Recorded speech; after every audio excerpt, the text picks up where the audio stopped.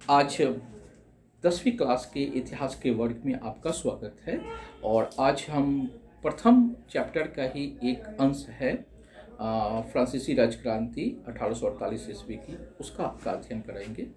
मैंने आपको पिछले अध्याय में बताया था कि फ्रांस में 3 क्रांतियाँ हुई थी। एक क्रांति हुई थी 1789 ईस्वी में, दूसरी 1830 में और तीसरी 1848 ईस्वी में।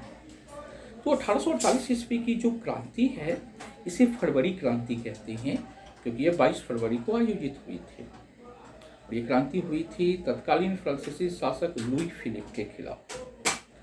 तो हम लोग हमेशा पढ़ते हैं कोई भी क्रांति का कारण होता है, परिणाम होता है।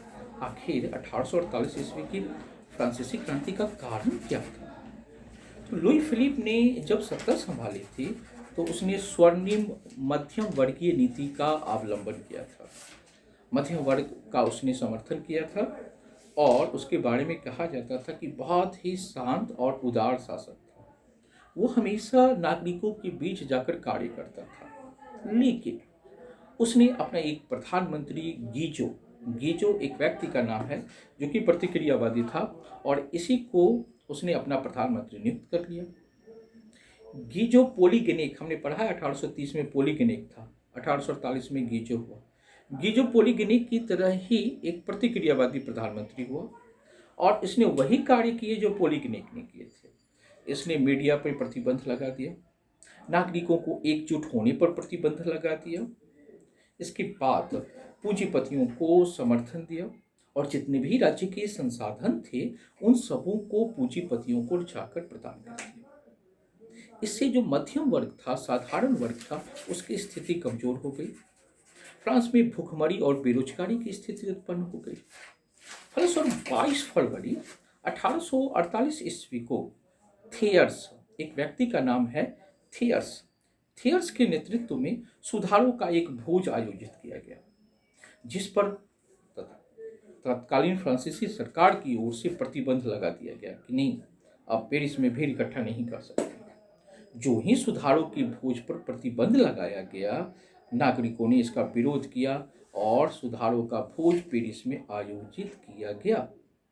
जो ही भोज आयोजित हुआ, सरकार ने इस पर दबाव डालने की नीति अपनाई। लेकिन नागरिक तो नागरिक होते हैं और उन्होंने आसानी से लुई फिलिप को सत्ता छोड़ने पर विवश कर दिया। चार्ल्स दशम की तरह ही लुई फिलिप भी फ्रांस से भागकर चला गया आपको इंग्लैंड।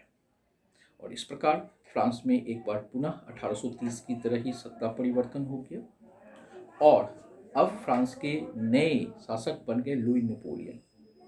तो 1848 की जो क्रांति है, उस क्रांति ने ये दर्शा दिया कि शासकों का प्रधान कर्तव्य है नागरिकों के विकास की नीतियां बनाना, न कि संसाधनों को पूंजीपति वर्ग को प्रदान कर देना। जब तक शासक अपने नागरिकों के विकास के लिए कटिबद्ध और प्रतिबद्ध रहते हैं तब तक वे लोकप्रिय होते हैं, लेकिन जो ही वे इस मार्ग से हटते हैं उन्हें विरोध का सामना करना पड़ता है। आपने अभी तक जितनी भी क्रांतियां पढ़ी हैं उन सबों में इसके बारे में अध्ययन किया होगा कि नागरिकों से के कल्याण से जो ही शासन प्रणाली हटती है उन्हें क्रांतियों का सामना करना पड़ता है।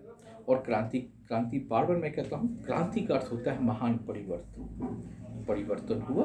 और इस प्रकार फ्रांस में जो 1848 की क्रांति हुई उसके प्रभाव दूरगामी रहे।